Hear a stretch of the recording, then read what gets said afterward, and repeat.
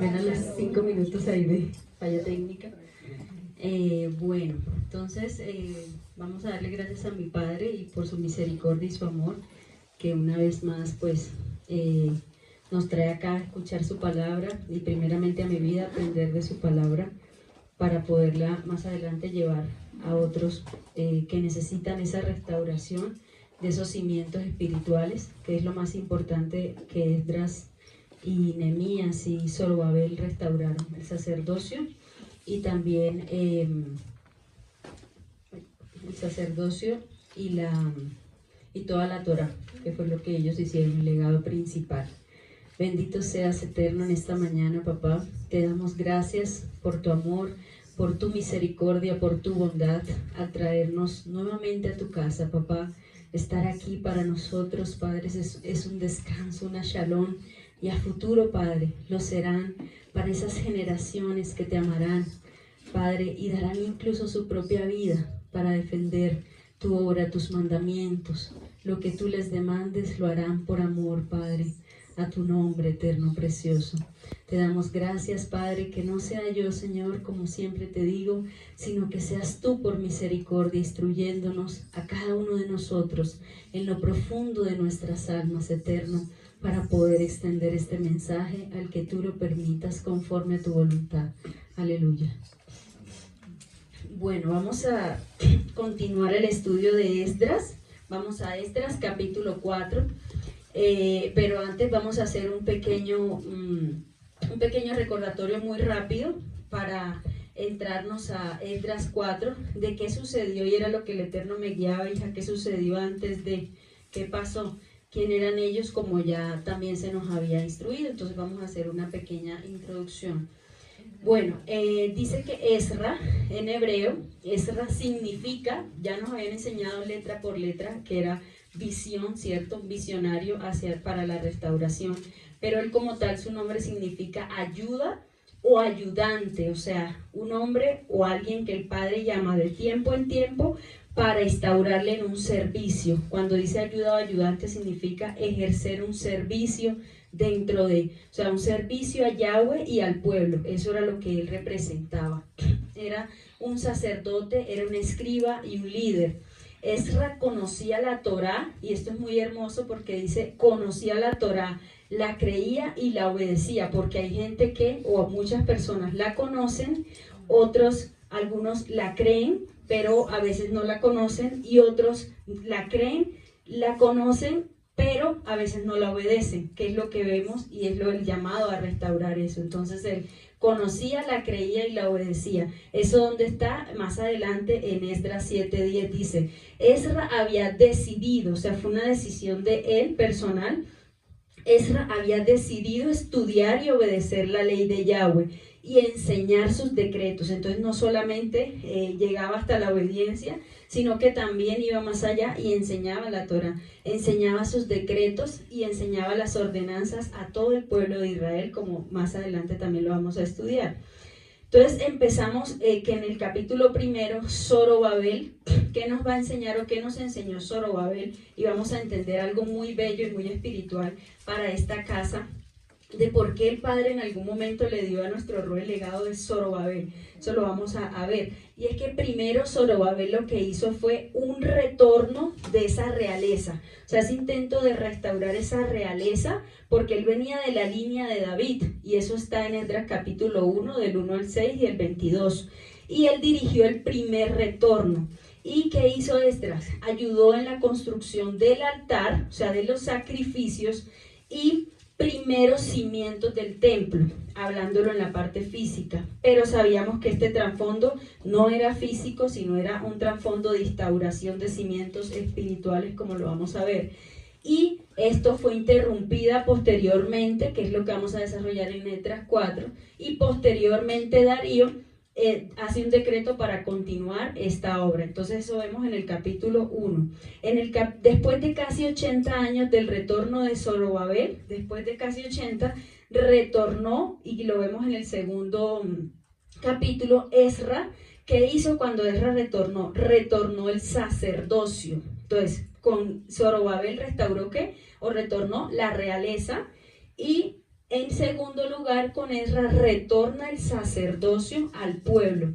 ¿Y qué hace en este momento? Predicación, que lo vamos también a ver a partir del capítulo 7 de Esdras. Retornó la predicación de las escrituras, es decir, la enseñanza a las escrituras, y alentó al pueblo además. Después de casi 58 años, lideró un grupo de Yahudim desde Persa hasta Jerusalén, y por los decretos de Artajerjes I, y que se le encomendó también a Esdras, administrar los asuntos del país. O sea que un sacerdocio no es como hoy en día, que hoy solamente tiene que ver por allá, no, yo no me meto con más nada, no, sino que el padre organizaba en todo sentido y usó este siervo para administrar todos los asuntos. O sea, un pueblo que se rinde a la Torá, el padre le dirige y le direcciona en todos los demás asuntos, en todas las demás dimensiones, y no necesita hombres corruptos que interrumpan su propósito.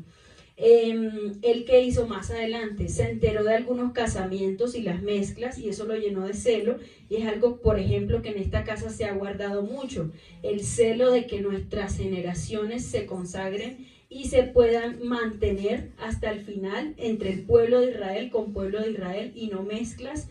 Y eso fue lo que a Esdras en ese momento lo llenó de celo, y por eso él se humilló. ¿El que hizo? Se humilló. ¿Qué hace el sacerdote o qué hace el verdadero sacerdocio? Se humilla, ora, busca de la presencia del Padre, y así de esta manera el Padre le dio como esa gracia, y él pudo hablar lo que estaba sucediendo, y muchos dejaron a esas mujeres extranjeras y retornaron espiritualmente a la verdad en ese momento. Entonces, esos fueron como los dos legados inicialmente de Zorobabel y de Esdras, a grosso modo. Entonces, dos aspectos que por orden de Abba intentaron retornar, como decíamos, la realeza y el sacerdocio. Lo mismo que hoy en día se perdió. Muchas veces vemos aproximadamente desde Moshe hasta Yeshua, vemos una línea aproximadamente de 2000 años, más o menos, y nuevamente el Padre, y si vemos de Yeshua a nuestro tiempo, aproximadamente cuánto ha pasado también, aproximadamente el mismo tiempo, y nuevamente el Padre levanta en esta generación, es para que veamos como lo que fue, será, y porque el Padre nos pone tan hermoso a ver esto, porque es una realidad para nosotros. O sea, hoy en día, 2000 años después de eso, 2000 algo años, levanta a siervos hoy en día, y el siervo de esta casa, por ejemplo, y así en muchas naciones de la tierra, hay pequeños remanentes que están creciendo como nosotros. ¿Y qué le demandó el Padre primeramente al siervo de esta casa? Inicia desde el comienzo, desde el Bereshit, y vemos que nuestro Roe empezó a enseñar desde Bereshit, a instaurar la Torá desde el orden del comienzo, y eso fue lo que hicieron desde el principio estos sacerdotes también, y lo ha instruido por medio del Rúa como hombre y como mujer de Yahweh, y también el amor por obedecer sus mandamientos, porque eso se había perdido lastimosamente. Sus tiempos, el amor por las santas convocaciones, por restaurar la santidad, por evitar mezclas y todos los principios que esta generación se nos está demandando. O sea, no creamos que es que el Padre está, o sea, los pone a ellos porque sí, a demandarnos cosas porque sí, no, es porque hay hay un peso y una responsabilidad de restaurar esto en nosotros, para que las futuras generaciones preserven este legado con celo y santidad, y lleven el legado de una adoración verdadera conforme a lo que Yahweh demanda. O sea, sin alteraciones, fuera de paganismos, de mezclas, de la influencia babilónica que todavía la vemos hoy en día, y de Siria. Para este tiempo, ese retorno hoy en día lo estamos viviendo. O sea, no somos ajenos a lo que en este momento estaba sucediendo, y por eso es lo que el Padre nos llama a hacer. Por eso es la necesidad de restauración, por eso es la necesidad de que cada alma, cada día nos examinemos y mirar, ser un testimonio para esos que van a venir, para esas generaciones que aún faltan por retornar. Dice, Judá y Benjamín retornaron, que lo vemos también en los primeros capítulos. Judá y Benjamín retornaron para la reconstrucción del templo. Y dice que las otras 10 tribus estaban fragmentadas, estaban esparcidas, sin certeza de su etnicidad, o sea, no sabían de dónde venían, por lo cual no participaron en la reconstrucción. Por eso vamos a ver muy seguidamente que mencionan Judá y Benjamín, y eran las otras 10 estaban esparcidas. Sí, siendo así los esparcidos hoy en día, nosotros Israel, ¿sí? Y hacemos un retorno por medio de Yeshua, porque Yeshua, la Torá viviente, vino a enseñarnos cómo se aterrizaban los mandamientos, cómo vivir en santidad, cómo alcanzar el camino al Padre. Entonces, un retorno por medio de Yeshua para la reconstrucción no de murallas físicas, sino de cimientos espirituales para llegar a una salvación hasta el final y llegar al final de esta carrera. Entonces, vemos rápidamente también en el capítulo 1, vemos que hubo un decreto de Ciro o Cush, como el profe nos enseñaba, que un retorno a Jerusalén, una entrega de los objetos junto con Zorobabel y los sacerdotes, los levitas, los líderes tribales de Judá y Benjamín. En el capítulo 2 retorna con Zorobabel y los otros líderes, así como un grupo de los que retornaron con las ofrendas para la reconstrucción. En el capítulo 3, la reconstrucción del altar, que está en Esdras 3 del 1 al 6, dice: rindieron sacrificios en el altar los sacerdotes y Zorobabel en la mañana y en la tarde. Dice tan hermoso que celebraron Sukkot y ofrecieron ofrendas voluntarias. Y aquí algo muy hermoso es que 15 días antes, dice en el verso 6 del capítulo 3, 15 días antes de Sukkot, los sacerdotes empezaron a sacrificar ofrendas quemadas a Yahweh, junto antes de echar los cimientos del templo de Yahweh. ¿Qué riqueza espiritual nos enseña esto en el capítulo 3? Nos enseñaba el Padre. Es que antes de Sukkot, porque el Padre va a hacer algo muy maravilloso para este tiempo, antes de Sukkot, es que estemos a punto, estamos a punto de entrar en la instrucción, y es clara que debemos presentarnos como esos sacrificios vivos. O sea, en este tiempo, antes de entrar a la fiesta, debemos hacer una purificación verdadera, sinceramente y delante del Padre, no poner resistencia delante de lo que el Rúa quiere hacer en este tiempo, presentarnos purificadamente como esa ofrenda, y que el fuego purificador queme lo más profundo para que sea verdadera y una vez y para siempre. ¿Para qué? Para el llamado y para los acontecimientos postreros de esta casa, antes de la cimentación de los muros, es decir, antes de que sea establecido el orden de Yahweh en esta casa, los cimientos en la Torá para las multitudes de generaciones venideras. O sea, esta purificación que el Padre está demandando no es también para nosotros, sí, pero no sobre todo para nosotros, es pensando esas generaciones que van a retornar y van a venir con ese fuego y ese celo de santidad de nuestro Padre. Dice también que en el 3 que inicia la reconstrucción del templo, y miren tan tremendo esto, llevado a cabo por levitas e hijos de levitas mayores de 20.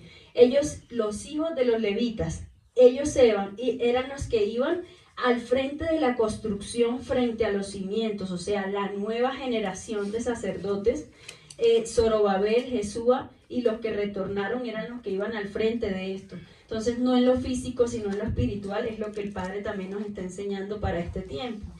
Cuando terminaron los cimientos, vistieron sus túnicas sacerdotales y ofrecieron adoración de gratitud y dijeron esto tan bello: Él es tan bueno, su fiel amor perdura o permanece para siempre. Y unos ancianos lloraban al recordar el primer templo por lo físico, y otros daban gritos de alegría porque sabían lo que estaba pasando también en lo físico y en lo espiritual.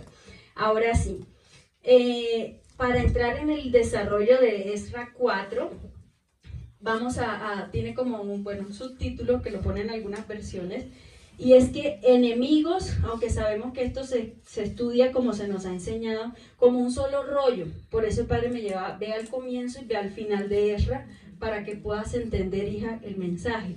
Porque esto es un solo escrito, no fragmentado. Entonces dice que ya después de lo que acabamos de ver, posteriormente que empieza Zorobabel a instaurar y a empezar estos cimientos, vienen unos enemigos que se oponen a la reconstrucción.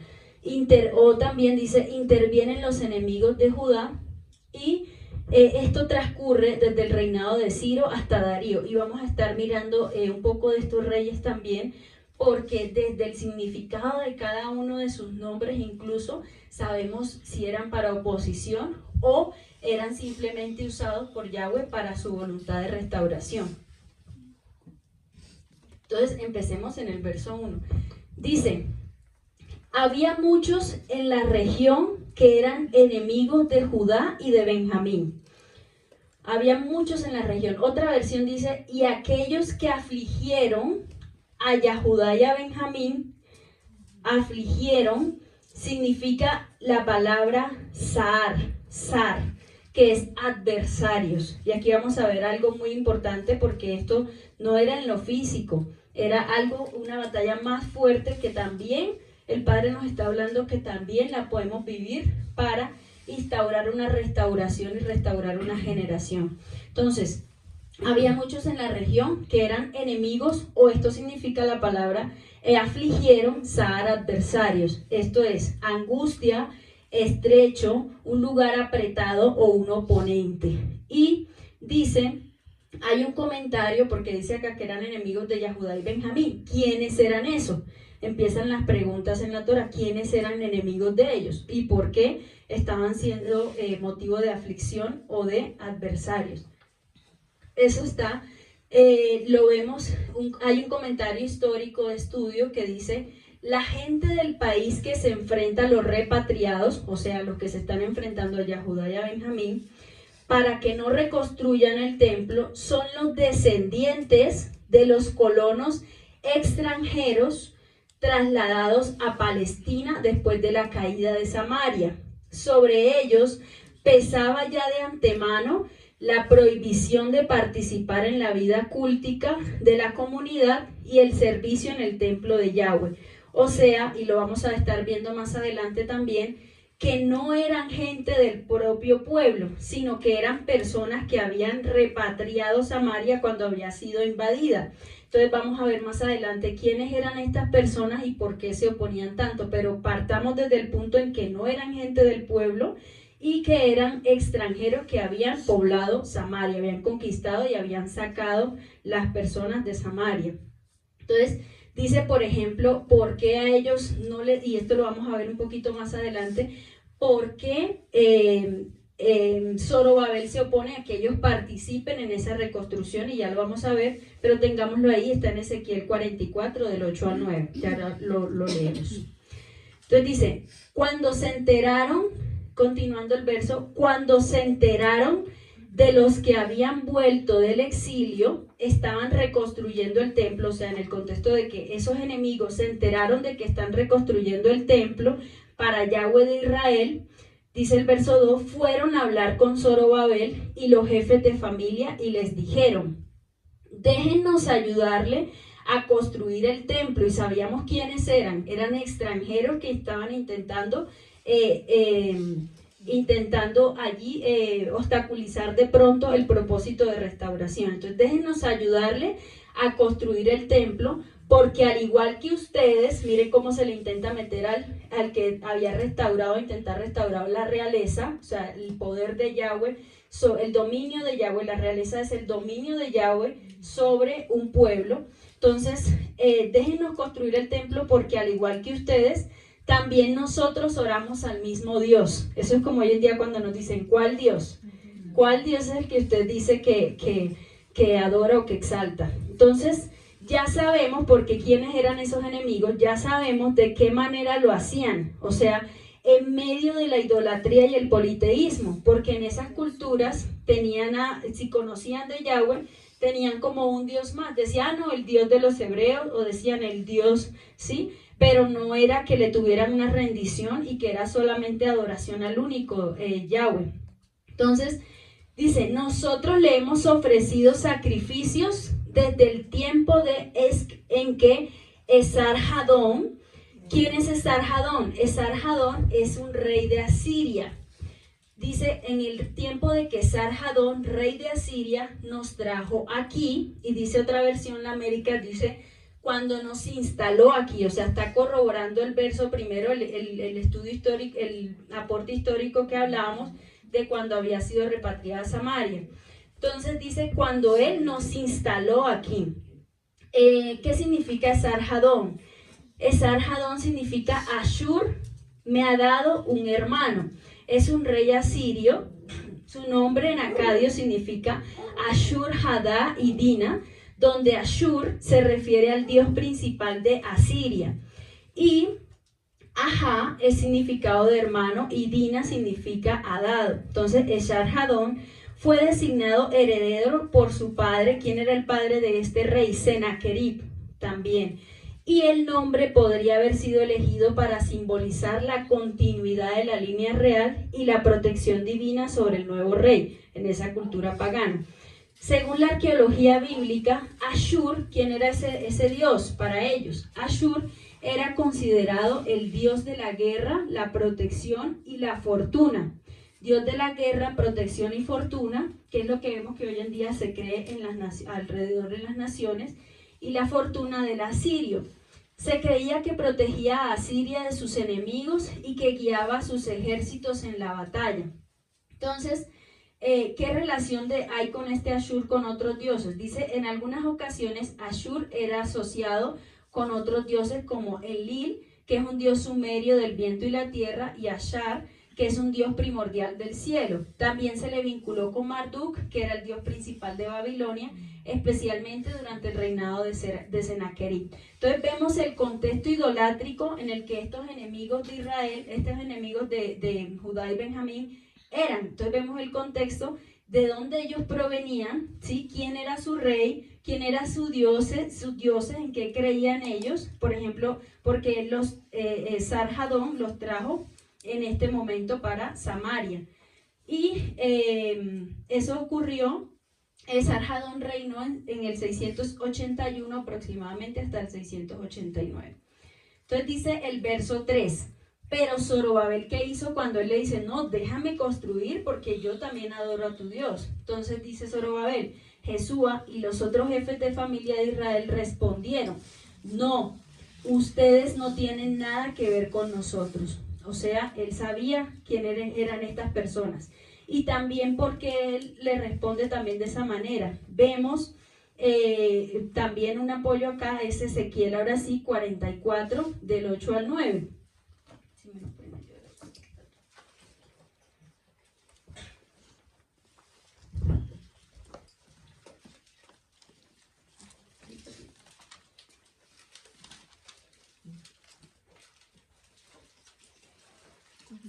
Dice, pues no han guardado lo establecido acerca de mis cosas santas, sino que han puesto extranjeros como guardas de las ordenanzas en mi santuario.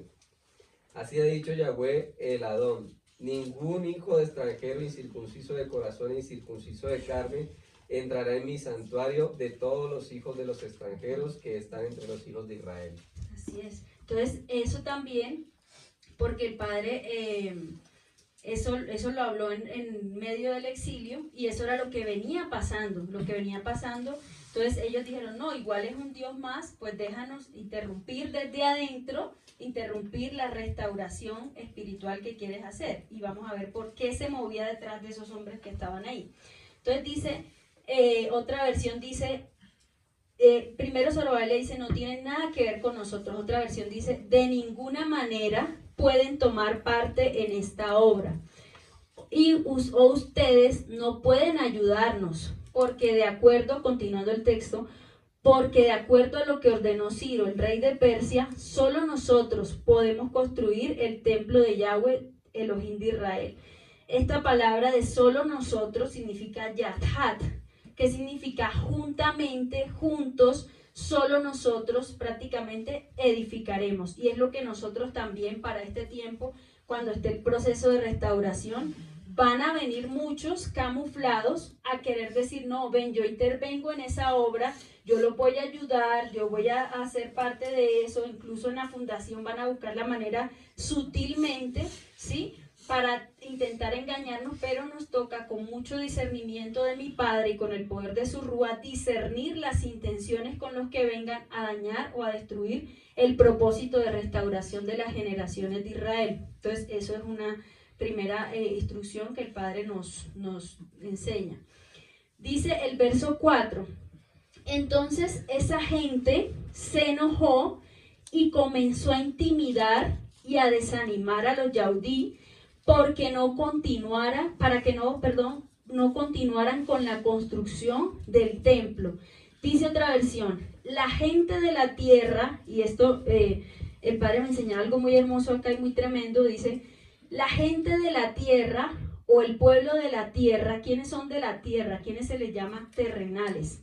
A los caídos, ¿sí? Al adversario, porque al comienzo del texto nos enseñaba del hebreo que es adversarios, y todo lo que se opone a la voluntad del Padre. ¿Qué dice que hicieron? Miren, esta versión dice, debilitaron las manos, o sea, no dice solamente los empezaron a desanimar, sino que debilitaron las manos. ¿Y yod qué significa? Manos es yod, significa poder o una mano, ¿sí? O significa dirección. ¿Qué quiere decir? Que estaba turbando, esos enemigos estaban turbando la dirección que el Padre había entregado para ese momento. O sea, cuando alguien interrumpe o debilita las manos, quiere decir quita la fuerza, de alguna manera quita la dirección que el Padre ha entregado para que no se cumpla. Entonces, eso por este lado, eso era lo que estaban buscando esos enemigos. Dice, para que no continuaran la construcción del templo. Y de los hijos de Judá, es decir, que los confundieron y les quitaron autoridad también, porque mano también es poder, autoridad. O sea, les hacían dudar, o lo que estaban buscando es hacerles dudar, y los dificultaron en la construcción. O también hay otra raíz que dice amedrentaban, los amedrentaban. ¿Qué significa? Esta palabra es bajal, que significa apresurar, pero también temblar por dentro. O sea, cuando alguien tiembla por dentro, o dice también palpitar, o sea, alarmado o agitado. Y hay otra entrada que dice espantar o estremecer. O sea, algo no natural estaba sucediendo en ese lugar para que estos hombres, para que estas personas estuvieran queriendo hacer en estos hombres de Yahweh, causándole esto. O sea, le estaban queriendo causar temblor hacia adentro, palpitar, alarmado, agitado, que cuando uno tiene la confianza de Yahweh, uno no teme, da temor por dentro, pero uno se enfrenta a lo que el Padre le demande hacer. Pero en este momento dice que lo que estaban causando era eso, y si lo vemos en el mundo espiritual, vemos que primero venían hombres de la tierra, o sea, algo caído por medio de las entidades. O sea, sabemos que hoy en día el mundo espiritual es tan real y la guerra espiritual es tan real, que esto es lo que ocasiona cuando una persona se enfrenta al mundo de las tinieblas. O sea que lo que estaba sucediendo allí no era una guerra física, lo que estaba sucediendo allí es que era una intervención demoníaca para oponerse a los objetivos de restauración que el Padre quería para las generaciones futuras.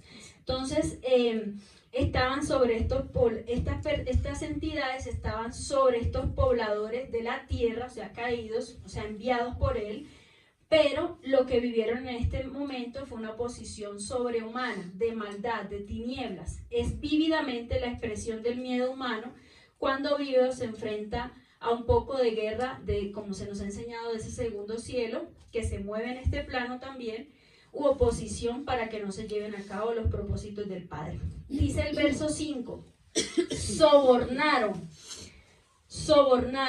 esa sí está igual en todas las versiones. ¿Qué quiere decir la palabra sobornar?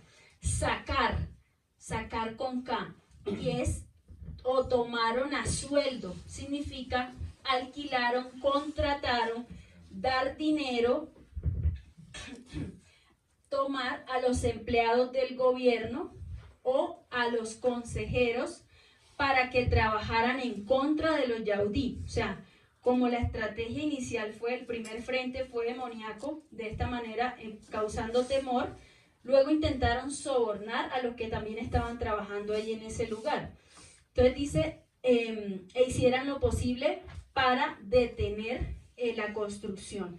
Este detener significa frustrar o parar, o sea, para romper, para frustrar, para dividir. O sea, que estaban buscando que de lo que el Padre había instaurado se fuera a separar, se fuera a dividir para no llegar a ese propósito. Los planes de la construcción del templo, o sea, para detener los planes de la construcción del templo. Esta oposición, y miren que aquí afirma lo que habíamos aprendido anteriormente, fue una oposición real. Esta oposición siguió durante todo el tiempo de Ciro, Kush, rey de Persia. Y acá el Padre me enseñaba algo también muy tremendo, y es que ustedes saben que Daniel también fue, acá nos menciona en Daniel 10:13 específicamente, cuando él dice, porque en ese momento era guerra que se movía sobre esas poblaciones, primero a Asiria, luego Siria, y luego Babilonia, y luego sobre este lugar donde el Padre ya quería traer esa restauración. Cuando dice 13, más el príncipe del reino de Persia, o sea, una potestad grande que se movía sobre ese lugar, se opuso contra mí 21 días, y he aquí Miguel, uno de los principales príncipes, vino a ayudarme, y yo me quedé allí con los reyes de Persia. En ese momento menciona Daniel. Y dice, y he venido para hacerte saber lo que ha de venir a tu pueblo, o sea, lo que iban a vivir más adelante, y en los postreros días, porque aún habrá visión para algunos días, porque esta visión es para el futuro de tu pueblo. Dice,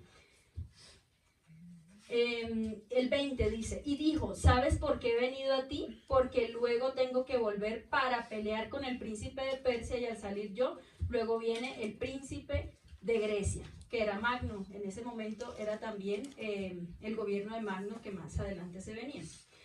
Entonces vemos acá, vemos la oposición demoníaca que se movía sobre los siervos de Yahweh y posteriormente para los que querían realizar el mandato de Yahweh.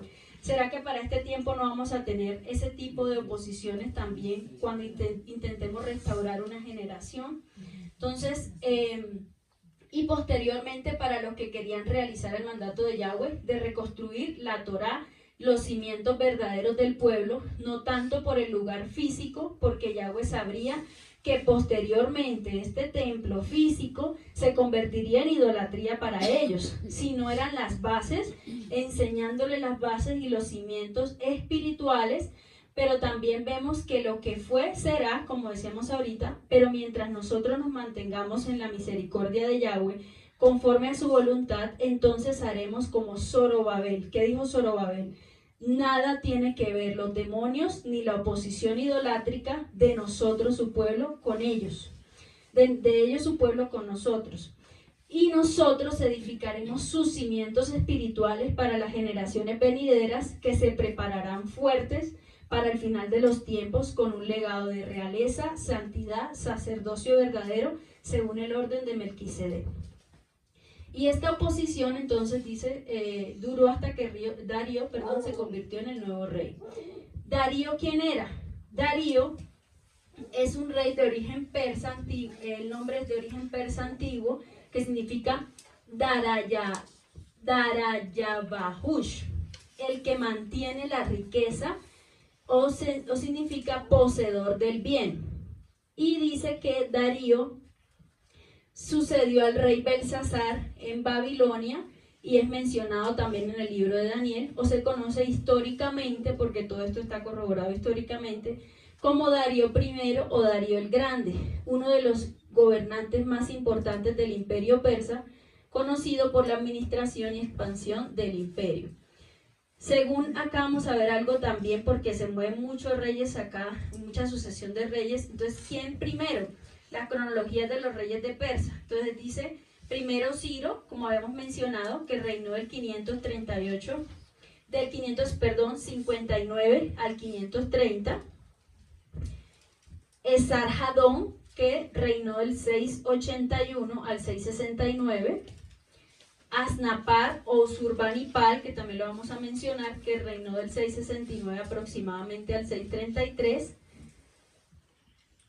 Bueno, ahí sigue después Darío, del 521 al 521 o 22 al 486. luego viene Asuero, porque todos estos son mencionados en el capítulo 4, o Jerjes I. Cuando escuchemos Asuero, es el mismo Jerjes I, reinó del 486 al 465. Artajerjes I, o Artajerjes es el mismo, reinó del 465 al 423. Y aquí, ¿qué hicieron cada uno de estos reyes? Entonces, Ciro, por ejemplo, en el 536 dirigió el primer grupo de repatriados con Zorobabel y empieza la reconstrucción del templo. Luego viene, después viene Cambises, Gaumata, luego viene Darío I, que termina y dedica el templo. Luego Jerjes I, y separa la reconstrucción de Jerusalén, que lo vamos a ver también acá en el 4, para que lo tengamos en cuenta en el desarrollo, y Artajerjes I, que es cuando Esdras regresa a Jerusalén con el segundo grupo, y Nehemías regresa con el tercer grupo. Hasta ahí llegaría como sucesión histórica. Entonces dice que a partir del verso 6 empieza más oposición, porque entra el reinado del rey que acabamos de mencionar, que es Jerjes y Artajerjes. Entonces, y los yaudís son denunciados ante Artajerjes. Entonces dice el verso 6. En el año en que Jerjes I, o Asuero, del 486 al 465, Asuero significa Ahasverosh, cuando subió al trono de Persia, hay una forma, la forma hebrea Asuero es la forma hebrea, pero en verdad es Jerjes I. Y la forma hebrea es Akashverosh.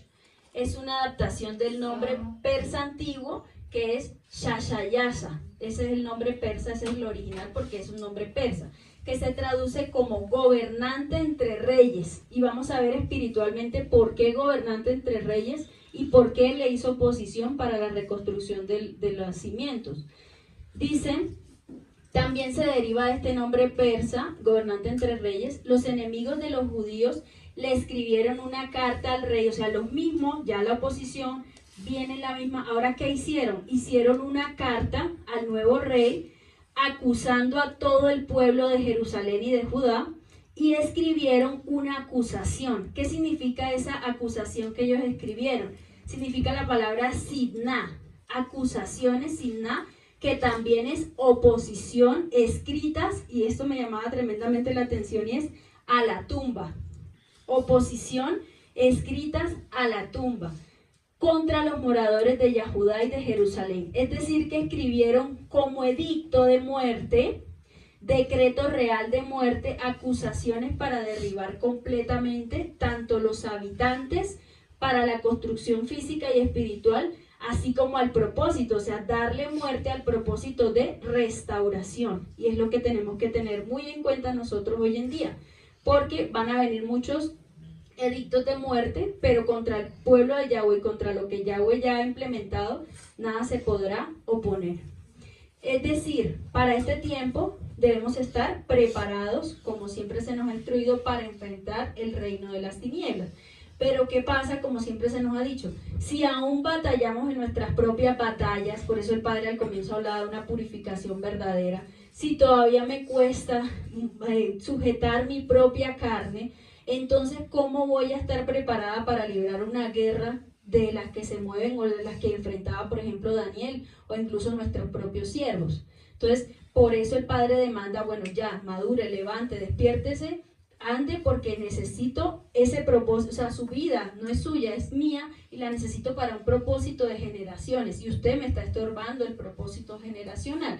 Entonces, por eso el Padre a veces nos quebranta de esa manera, pero es para despertarnos y para hacer que nosotros estemos preparados para enfrentar eso como lo vivieron estos siervos. Y aún estamos enfrentados para que aún enemigos quieran nuestras propias cabezas y nuestras cabezas, ¿sí? Y nuestra propia vida. Incluso por eso decía, y se traducía acusaciones, era como un edicto de muerte. Entonces continuó la opresión y oposición, no tanto ideada físicamente, aunque estaba visible en este plano, pero era promovida espiritualmente. ¿Por qué se permitió esto durante el reinado de este rey? O sea, ¿por qué estas personas escribieron con este rey? ¿Quién era ese rey? Con el significado de su nombre nos da una idea de su propósito. Era gobernante entre reyes. Es el significado del nombre de este rey, de Jerjes I o Asuero. ¿Qué significa eso? Que él no compartiría su gobierno terrenal con el Elohim de Israel. Él no compartiría, él se creía un gobernante, incluso propio Dios, por eso podía ser objeto, porque él fue objeto, fue movido y fue usado, o sea, era manipulable, porque más adelante lo vamos a ver junto con el segundo rey. Vemos en el libro histórico que era, bueno, vemos en este libro histórico que es que era una persona muy manipulable, porque ellos consiguieron lo que lograron con esta carta, lo que querían con esta carta, para la voluntad de la oposición, como vemos en estos versos. Dice el verso 7. Más tarde, cuando Artajerjes I o Artajerjes, que el reino decíamos del 465 al 423, miren lo que significa Artajerjes, o sea, hubo una oposición y escribieron una carta con Asuero y lo intentaron manipular. Y luego con Artajerjes fue mucho peor. Entonces, el nombre de Artajerjes es persa antiguo, que es Artaxerxes, que se traduce como aquel cuyo imperio es perfecto. Imagínense, aquel cuyo imperio es perfecto o aquel que reina con orden y verdad. También puede significarse gran reino, y este nombre fue utilizado por varios reyes persias de la dinastía aqueménida. Artajerjes es un hijo y sucesor de Jerjes, y también era un título, porque estos nombres no solamente era el nombre de la persona que le daban, sino un título patriarcal que ellos llevaban, más que un nombre. Entonces, también su nombre, pero título, nos da una idea de que tampoco compartiría su reino con el celestial, porque dentro de su perfección caída, que era orden, justicia y verdad humana terrenal, no habría cabida para el orden del gran reino verdadero, que es el de nuestro Padre. Dice, más tarde, cuando Artajerjes se convirtió en el nuevo rey de Persia, los enemigos de Yahudá, dice, dirigidos por Bislán, y aquí vamos a ver, ahí menciona uno de esos tres enemigos que eran, y vamos a estudiar cada uno de sus nombres, y tremendo porque cada uno era una oposición diferente para la construcción, y hoy en día estar con discernimiento para identificarlos cuando quieran venir a dañar el propósito de restauración. Entonces, dice, dirigidos por Bislán, o en otras versiones dice Bislam o Bishlam.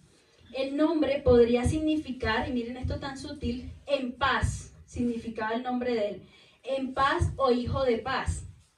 Y si el no, hijo de paz, y era un acusador de los judíos, persa o samaritano. Ya sabemos por qué le llamaban samaritano, en qué contexto, en los que habían colonizado Samaria posterior a que los habían expulsado del pueblo de Yahweh que estaba allí.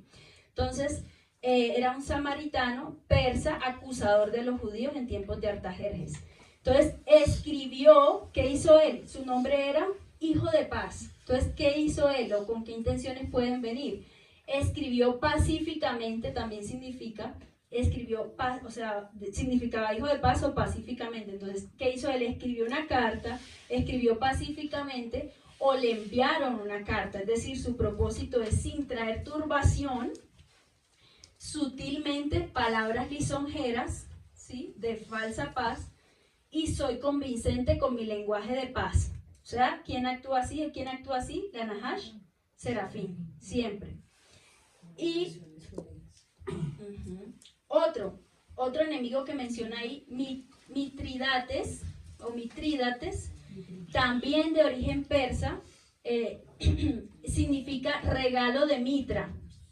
Este regalo de Mitra, o esta persona, ¿quién es Mitra? Mitra es culto al sol, que le rendían estas personas, que eran supuestamente que adoraban el mismo Dios de nuestro Padre, y que venían de Samaria, y que eran hermanos de ellos cuando se interrumpieron a Zorobabel. Entonces, que rinde culto a Mitra o al sol, una deidad persa relacionada con la luz y con la sabiduría, obviamente caída y terrenal, que supuestamente les guardaba del mal, pero en verdad las acercaba, sabemos, al mal.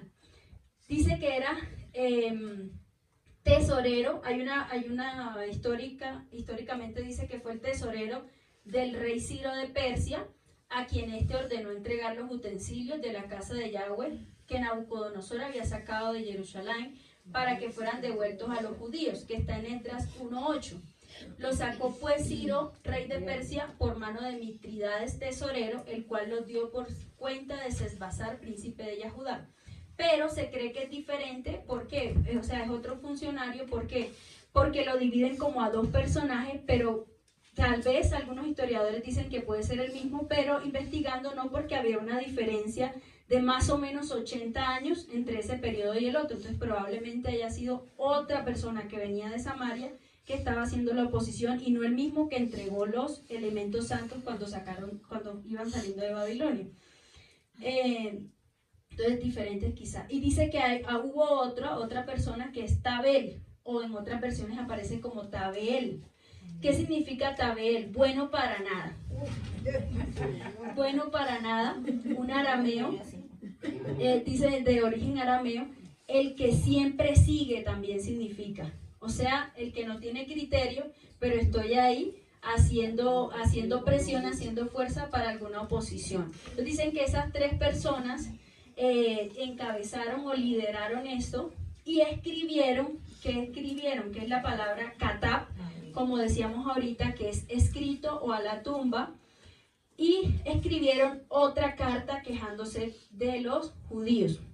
Esta carta estaba escrita en arameo, lengua de Aram, Siria, y traducida o interpretada al idioma del mismo rey, o sea, al mismo idioma, o sea, traducida e interpretada al mismo arameo.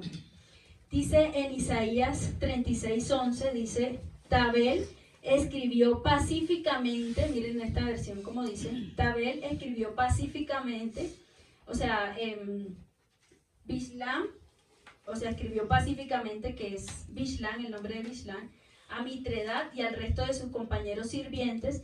Los recaudadores de tributos escribieron Artajerjes la carta y fue escrita en lengua aramea y la misma interpretada en el mismo idioma. Entonces vemos que a partir del 4.8 hasta el 6.18, o sea, todo el rollo de detrás del 4.8 al 6.18, se haya escrita en arameo, o sea que de ahí en adelante no cabría una traducción hebrea.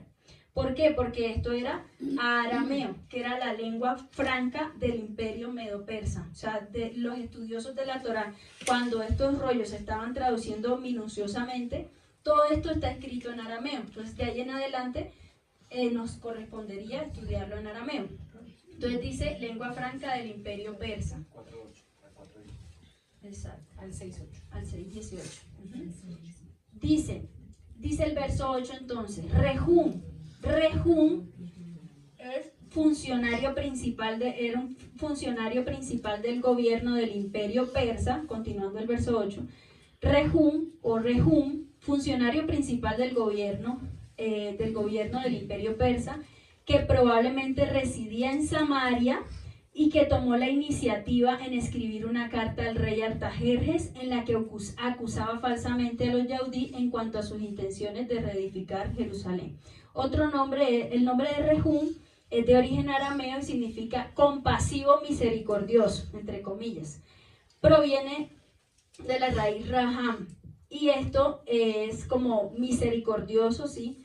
Y en la Biblia Rehum es el nombre de varios personajes, incluyendo el que se opuso, como ya lo estamos mencionando acá, la reconstrucción del templo, pero hay muchos Rehum para que cuando leamos varios Rehum en la Torá, hay unos que en verdad sí eran compasivos y misericordiosos, pero no se refiere a este propiamente enemigo. Entonces dice, compasivo, pero con su mismo pueblo tal vez, no con el pueblo de Yahweh, pero por dentro era completamente opuesto al propósito de Abba. Y dice que también Simsai, el secretario. Simsai, ¿qué significa? Mi hijo el que brilla. Shinsai, samaritano, escriba, opositor de Israel. Pluma mentirosa, sí. Escribieron Ketab a la tumba, o sea, una carta al rey Artajerjes en contra de la gente de Jerusalén. Ahora sí, así decía la carta escrita en arameo. dice, esta carta, dice 9, esta carta es de parte de, o en otra versión dice, saludaban y firmaban la carta al rey a nombre de todos sus colegas. Rehum, el compasivo y misericordioso, samaritano usurpado, el oficial a cargo, a la vez el gobernador, es decir, tengo autoridad, pero no tengo nada en contra de nadie.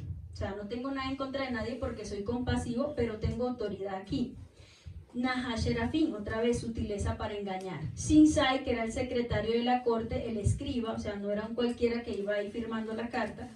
Los jueces, los altos funcionarios de Líbano, hoy en día, que es Trípoli, mencionaba ahí, hoy Persia. Din, que ahí menciona varias poblaciones. Din, que viene de los dijebeos o de javitas, que es un pueblo colonizado de Samaria, o sea, los mismos venían del mismo territorio. De Erech, que es la antigua ciudad en Mesopotamia, ubicada al noreste de Ur y al sureste hoy en día de Irak. De Babilonia, del pueblo elamita de Susa. Susa sabemos que era una importante ciudad antigua, ubicada en el imperio persa, sirviendo como capital de varios imperios, incluyendo el imperio elamita de Elam y el imperio antiguo persa aquemenida. Dice la versión NTV, el pueblo de Tarpel, Tarpelita significa, es un lugar en Asiria, los persas, los babilonios, los de Erech y los de Susa, es decir, Elam, como ya mencionábamos. Dice, aunque,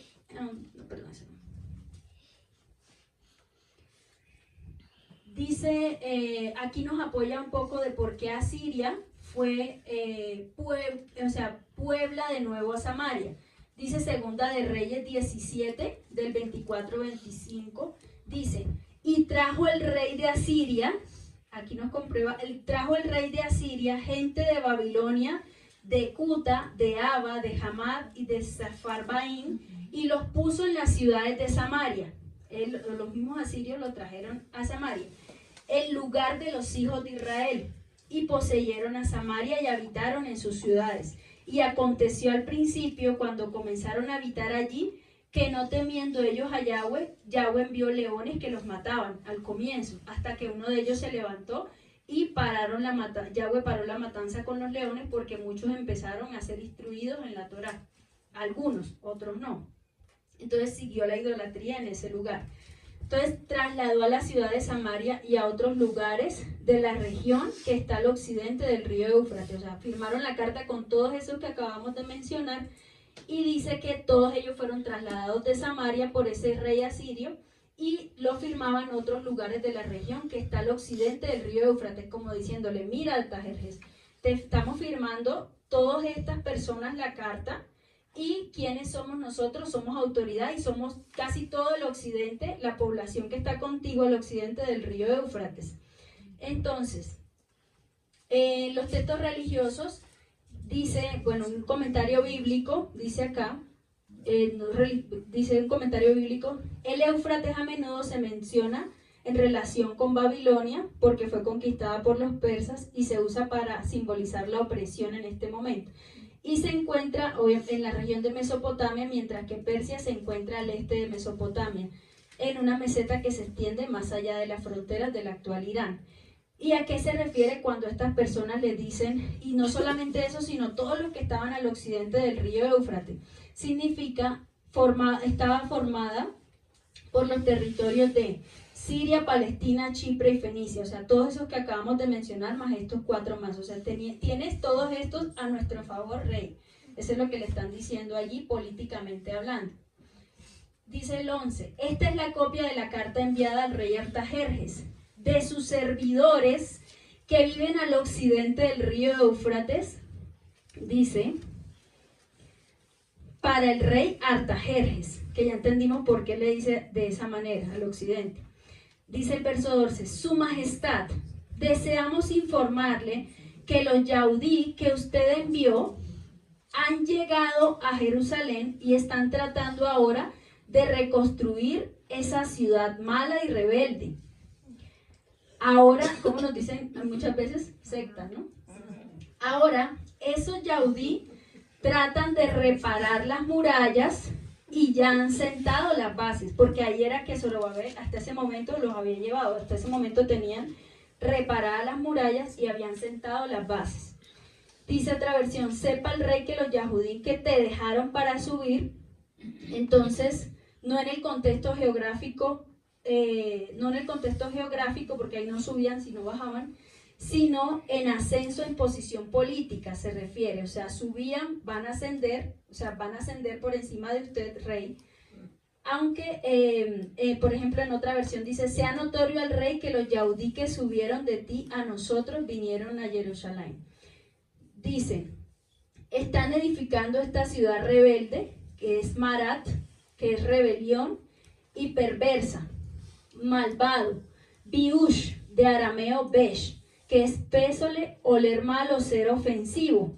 O sea, estos que huelen mal delante de nosotros, porque no hicieron nuestra voluntad, entonces son ofensivos contra nosotros, contra nuestros estatutos, contra nuestro culto idolátrico.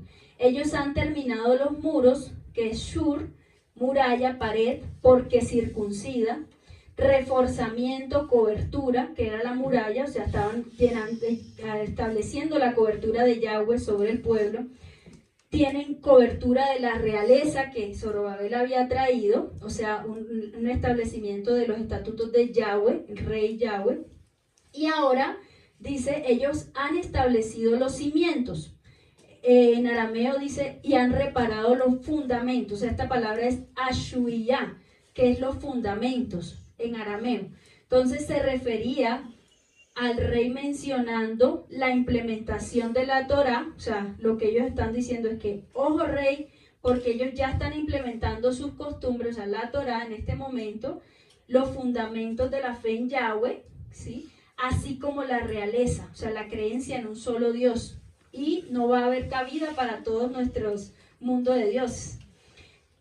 Así también estaban reparando, ojo rey, porque están reparando o restaurando el sacerdocio dentro del pueblo. Cuando dice que empezaron a restaurar las bases, están empezando a restaurar el sacerdocio del pueblo. Es decir, o sea, esto era espiritualmente lo que le estaban transmitiendo al rey, que él no podía permitir eso. Es decir, que abandonarían el politeísmo del que venía y de los que ellos samaritanos estaban implementando para adorar solo a Yahweh, si él no intervenía o no hacía algo como rey. Es lo que dice desde el origen arameo cuando se refiere a fundamentos. Dice otra versión, ya han echado los cimientos, o sea, las bases, y pronto terminarán sus murallas. O sea, están dispuestos a restaurar la muralla, dice otra versión. El rey también debería saber si esa ciudad se reconstruye, y esto es la palabra baná, o se reedifica, que es albañil, poner cimientos, construir, prosperar, restaurar, y se completan las murallas, o sea, si se completa su restauración del sacerdocio y la realeza, completando así su cobertura, las generaciones que nazcan restauradas no se van a someter al poder de las tinieblas, ni se van a someter al politeísmo, sino que van a adorar solo a un Dios que es el Dios de ellos, de Israel. No se dejarían someter bajo ninguna idolatría ni poder demoníaco. Ya nada actuaría en ellos para desviarlos. Entonces, restaurar es la palabra kelal, que es algo completo también, algo completo, una obra completa, que es completar, acabaron. Y ellos le decían al rey, su reino se verá perjudicado porque los yaudí se negarán a pagar los tributos. Y vamos a ver qué significa esto. Claro, también le estaba hablando desde el punto de vista político, que un rey tiene que estar pendiente de los tributos, de los peajes, todo lo que las poblaciones tienen que pagar cuando son dominadas por un reino, pero también le estaba hablando de lo espiritual que aquí estaba sucediendo, o sea, que iban a dejar estas personas que ya no se iban a dejar sujetar por estos reyes paganos. Dice, se negarán a pagar tributos. La palabra tributos es midá y significa porción, ser medida, vestimenta. ¿Y qué significaba esto? Los tributos quiere decir que iban a acabar, o sea, lo mismo, que se iban a acabar estas mezclas que habían entre lo santo y lo profano que ellos habían traído y proliferado en esta región. Serían consagrados solamente a Yahweh. También dice que los derechos aduaneros, esto significa los impuestos, balá, que es la palabra balá, que es llevar a cabo decaimiento, o sea, al dejar ellos el de pagarte a ti, dice envejecido, llevar a cabo decaimiento, va a empezar a tu reino a declinar, porque si declara, sabemos que lo físico es una manifestación de lo que pasa espiritualmente, o sea, si ellos no se sujetan, pues ya bueno, va a derrotar. ¿Y cómo lo vas a ver? Con decaimiento físico en tu reino, con empobrecimiento, con envejecimiento. Veló, que significa homenaje, impuesto es veló también, que es homenaje, es decir, que hasta el final ellos no se someterían ni se rendirían homenaje a sus dioses ni a su imperio, sino que el imperio decaería, era lo que le estaban diciendo espiritualmente. Y también dice que dejarán de pagar los peajes correspondientes, o sea, dejarán de andar, pasear, caminar libremente, porque solamente estarán sometidos bajo una sola autoridad, que será la celestial. Dice, tendrán libertad de nuestro imperio, también significa eso, o sea que no vas a poder someterlos. Que si esta ciudad, dice otra versión, es edificada y los muros son terminados, tú no tendrás tributos, tampoco ellos te pagarán nada, y esto daña al rey, le decían así. Dice el 13, el rey debe saber que si reconstruyen Jerusalén y levantan sus murallas, esa gente no pagará tributo, lo que decíamos ahorita, contribución ni impuesto, y al final esta ciudad perjudicará los intereses del rey. Esta palabra perjudicará significa nesek, que dice podría salir herido, o sea, usted podría, si no hace algo, salir herido o lastimado. Y dice que esto también afectaría el erario real. El erario real se refiere al conjunto de bienes, rentas, recursos financieros que pertenecen al Estado de un rey o de un reinado. Y también los tesoros públicos, o sea, el patrimonio estatal, incluyendo dinero, activos, créditos, todo lo que conforman los fondos públicos en lo físico. Le decía, ojo, o sales herido físicamente tú, rey, o toda tu fortuna seguirá y tu imperio caerá. Eso es lo que le estaban diciendo si no paras esto. Entonces imagínense el rey, a ver qué iría a hacer más adelante. En lo físico, en lo espiritual, lo que mencionábamos, perdería todo. Dice el 14, tenemos una responsabilidad con el rey, dice él, tenemos una responsabilidad con el rey. Dice otra versión, ahora bien, nosotros que vivimos a expensas del palacio, o sea, en arameo es la palabra melagak, que es comer sal, dice así la versión antigua, melag, comer sal, o sea, nosotros que somos, cuando dice nosotros que somos sus leales súbditos, ¿qué quiere decir ahí? Comer sal, quiere decir, nosotros que dependemos de usted hasta en la comida, es una expresión aramea para indicar que están al servicio y son mantenidos por el palacio.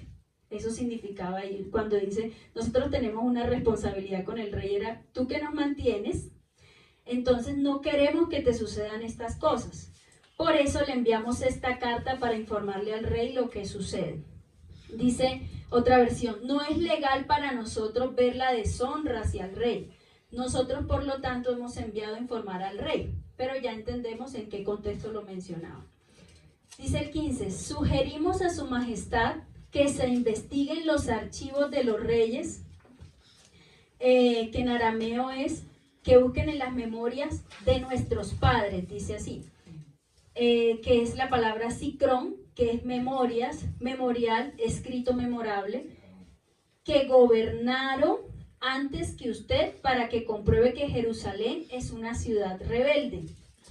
Rebelde significa nesak, que es perjudicial, como lo mencionábamos hace un momento, o sufrir pérdidas. Que Jerusalén le ha causado muchos problemas a otros reyes y naciones que la controlaban. En esta ciudad se han dado muchas rebeliones desde hace mucho tiempo, por eso fue destruida. Dice, han promovido rebelión a provincias y reyes en medio de ella desde tiempo antiguo, por eso fue destruida. Le estaba diciendo, mira el pasado de esta ciudad, mira lo oscuro o el pasado de ellos, de su Dios, lo que hicieron ellos. ¿Dónde está la oscuridad de esta ciudad? O sea, ¿dónde está esta ciudad? Está en oscuridad. Como ha venerado su Dios, cuanto estaban libres, y por causa de esto muchos reyes e imperios resultaron despojados de sus tronos, sufrieron pérdidas y lesiones por medio de estas rebeldías. Dice el 16, nosotros le hacemos saber que si se reconstruye esta ciudad y sus murallas, usted perderá el control del área al occidente del río Éufrates. Y vimos al comienzo qué significaba las poblaciones que estaban dominadas o que estaban a favor del occidente del río Éufrates. Dice otra versión, no tendrás porción alguna entre los pueblos más allá del Éufrates, si esta ciudad se reconstruye. Es decir, ¿qué estaban haciendo? Le estaban intimidando llevando a pensar, no solamente perderás dominio sobre Jerusalén, sino que también de las otras poblaciones perderás credibilidad de tu imperio si dejas que se reconstruya esa ciudad. Si la ciudad se reconstruye y los cimientos son edificados, es decir, nuevamente si se restaura la realeza y sacerdocio, entonces no podrás dominarlos más, ni los pueblos de alrededor. Era una amenaza final en Shalom, porque era un hombre de paz y de misericordia el otro. Entonces, una amenaza final muy sutilmente, es decir, la Nahash Serafín lo intimidó. Y lo vamos a ver a partir del verso 17. Entonces el rey Artajerjes envió esta respuesta.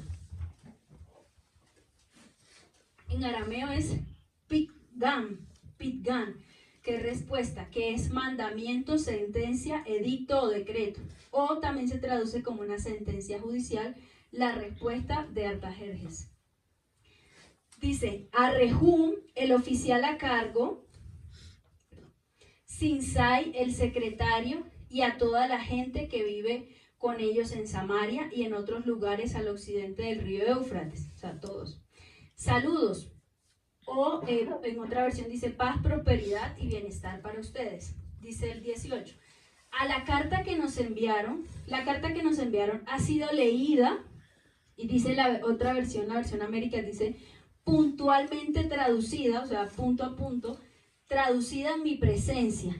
Traducida es parash, que significa declarado claramente, dolor, herir. O sea, este escrito me ha herido, o sea, me ha intimidado, ha logrado el objetivo, ha sido leída en mi presencia. Que dice que la palabra leída o leer, dice que es mediante la idea, aquí como él lo menciona, ha sido leída en mi presencia, mediante la idea de acosar a una persona que uno encuentra, o sea, era el objetivo de ellos al enviarle la carta al rey. Dice también 19, di la orden de buscar los archivos de los reyes anteriores a mí y hemos encontrado, y que otra versión dice comprobé, que esto es shekah en arameo, y mediante la idea de revelar o quitar la cubierta de alguna cosa cubierta o olvidada, o sea, he desempolvado los rollos que estaban anteriores de mí, y que Jerusalén tiene una larga historia de rebelión contra los reyes. Jerusalén ha sido un lugar en el que las rebeliones y las revueltas se han dado con frecuencia. Dice otra versión, comprobé que Jerusalén ha sido un semillero de insurrección, o sea, no se han sujetado nunca, contra muchos reyes. De ellos, la rebelión y la revuelta son normales allí.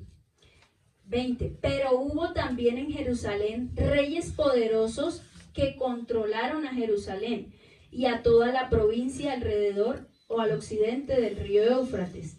A ellos se les pagaban tributos, impuestos y rentas. Es decir, que el objetivo de la intimidación con palabras de paz y lisonjera funcionó. Dio resultado, para su parecer, viendo la amenaza que representaba la restauración completa de Israel por el poderío de su Dios. Vio el futuro del fin de su dinastía, porque él vio que muchos reyes que estaban en Jerusalén, cómo lograron dominar todas las provincias que él tenía hoy en día. Entonces dijo, no, estos son una amenaza. Si levantan un rey acá, en lo físico es una amenaza, pero más allá de eso era el trasfondo espiritual de lo que él estaba impidiendo hacer. Vio el futuro, el fin de su dinastía, si permitía en lo físico y en lo espiritual que consolidaran la restauración. Dice el 21, así que autorizo que se escriba un decreto, ya dijimos escriba, kabaj, de muerte, para que los judíos detengan, o sea, paren, Batel, que es en arameo, cesarán, o que desistía de la mano de obra o desistir de trabajar. O sea, frenen la reconstrucción de Jerusalén. O sea, dejen y corten el proceso de restauración en ese lugar, que no sea edificada hasta nueva orden. O dice otra versión, hasta que por mí se ha dado el edicto o la orden. Mandamiento, orden, mandamiento, mandato. Esta es la palabra team, que es mandato, que es comer a gusto para alimentar. Dice que aparte de lo que cesó la obra, o sea, que aparte de que cesaran la obra de restauración, también estaba diciendo que mandaba al alejamiento del alimento espiritual. O sea, al decir acá, paren la obra, no solamente paren la obra, sino que sí detenía el sacerdocio, que era el objetivo principal, los iba a dejar sin alimento, o sea, sin, como un sitio, como un alimento espiritual, que era lo que ellos estaban en verdad restaurando, que aquellos hombres podrían tener con Yahweh, o sea, el alimento espiritual, que era lo que los sostenía. Ya no dejaría libremente su culto público a Yahweh para que no desviaran a los demás ni a los demás pueblos circulantes alrededor o al occidente del río Éufrates. Dice el 22, sean muy cuidadosos con ese asunto para que el problema no pase a mayores. No quiero que los intereses reales salgan perjudicados. Dice otra versión, tomen cuidado de no desatender su deber. De otra forma el daño, o sea, ¿se sentía amenazado este rey? Claro. De otra forma el daño puede aumentar para daño a reyes. O sea, no solamente a mí, sino otros también van a resultar afectados. Lo habían amedrentado tanto que ya le había convencido del daño o lesión, como se mencionaba antes, que es Jabal. Corromper, desecho, destruido para destruir o daño, que causa a su reino la reedificación o imposición del reinado de Yahweh versus la instauración de la ley verdadera. Sean prudentes, le decía, que en arameo es sahar, que es amonestar, brillar, iluminar mediante advertencias. O sea, amonesten y mediante advertencia al pueblo queden bien delante de ellos, o sea, brillen delante de ellos, o sea, actúen sigilosamente, como en lo oculto, como quien actúa en lo oculto, el mal, y dice también, no sean negligentes, que es la palabra shalú. Dice que es error o un mal. No cometan errores en instaurar lo encomendado. Y dice también que shalú, o sea, negligentes, es blasfemia. Entonces, no cometan errores en instaurar lo que les estoy encomendando, ni blasfemen contra ese Dios, ni contra mí, su rey. O sea, delante de ellos. Eviten males mayores. Esto aumentaría el perjuicio o daño a los reyes y corromper, destruir nuestro propósito de sometimiento. O sea, si los queremos someter, no difamen del Dios de ellos, pero sitiémosles, párenle la construcción, porque esto les va a detener la fuerza, que es su alimento espiritual, para que consigan la restauración que Yahweh les está mandando hacer. Dice, no sean negligentes, no descuiden este asunto, es decir, como ojos encima de ellos, todo el tiempo. ¿Cómo nos tienen al remanente del rey? O sea, no es casualidad que mi padre es tan bello. 23. Una copia de la carta que envió el rey Artajerjes fue leída ante Rahum, o sea, ya recibieron la respuesta del rey. Rahum, Simsai, el secretario y la gente que los acompañaba, inmediatamente ellos se la comunicaron a los yaudí en Jerusalén y por la fuerza, y miren en arameo qué significa. Significa Jail, que es poder, brazos o fuerza, ejército, valientes o una fuerza. ¿Cuál influencia? O sea, ¿de qué fuerza estaba hablando? ¿De qué poder si el rey les dijo que fueran sigilosos? ¿A qué se está refiriendo nuevamente? Al plano espiritual. O sea, invoquen los que tengan, los principados que tengan que invocar, hagan lo que deban hacer, pero paren eso, ¿ya? Entonces, ese era entre líneas, porque, bueno, paren físicamente, sí, pero entre líneas espiritualmente quítenle la fuerza, ¿sí? Con ejército de que si eran unos pocos que estaban reconstruyendo, para que un ejército completo. Ejército espiritual se refiere acá. ¿Cuál influencia? ¿Un ejército físico o del mal? dice que intereses y sobornos, o sea, usen lo que tengan que usar, tanto en lo físico como en lo espiritual, intereses y sobornos, o sea, los obligaron con todo eso a detener la construcción y la restauración de las murallas y de los cimientos. Entonces, el recaudador de tributos leyó la carta del rey Artajerjes delante de Rehum Sinsai, el secretario y sus colegas, y ellos se apresuraron a Jerusalén, a los yaudí, y detuvieron su trabajo. Miren, en esta versión dice con caballos, o sea, dice que con un tipo de ave, grulla, golondrina, rápida, tipo de ave, y por la fuerza de las armas. ¿A qué se está refiriendo aquí con aves que detengan un propósito? ¿Qué tipo de aves?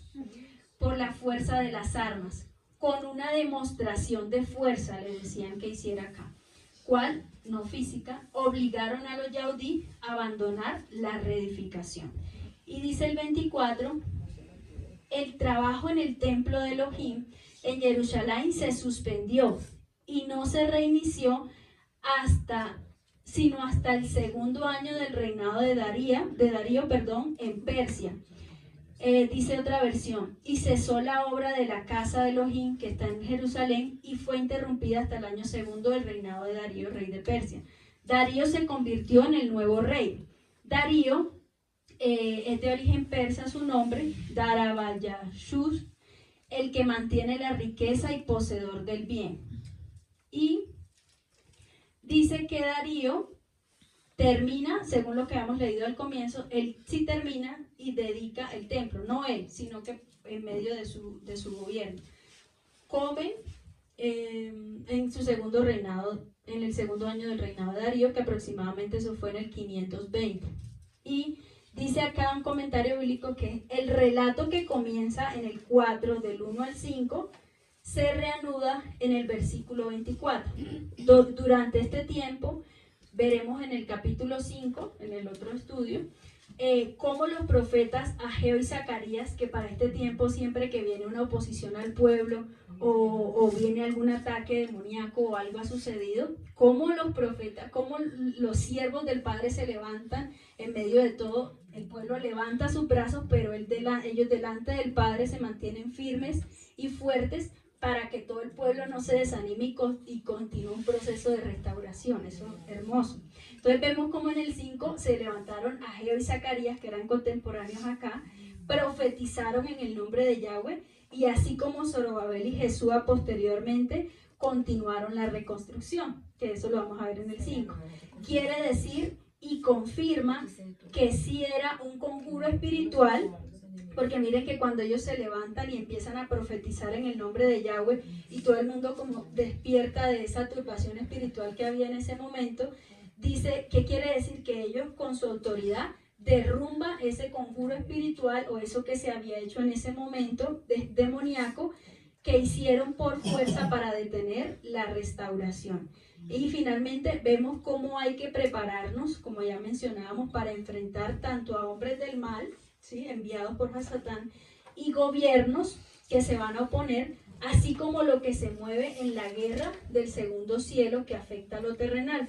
¿Por medio de qué? De la santidad, de estar firmes en lo que Yahweh nos demande por encima de todo, para beneficio de nuestras generaciones y dejar una huella de restauración, de realeza y sacerdocio, como el Padre nos ha enseñado. Aleluya, bendito sea nuestro Padre. Gracias, Padre eterno, por tu palabra, Padre. Permítenos ser entendidos cada día, eterno, precioso,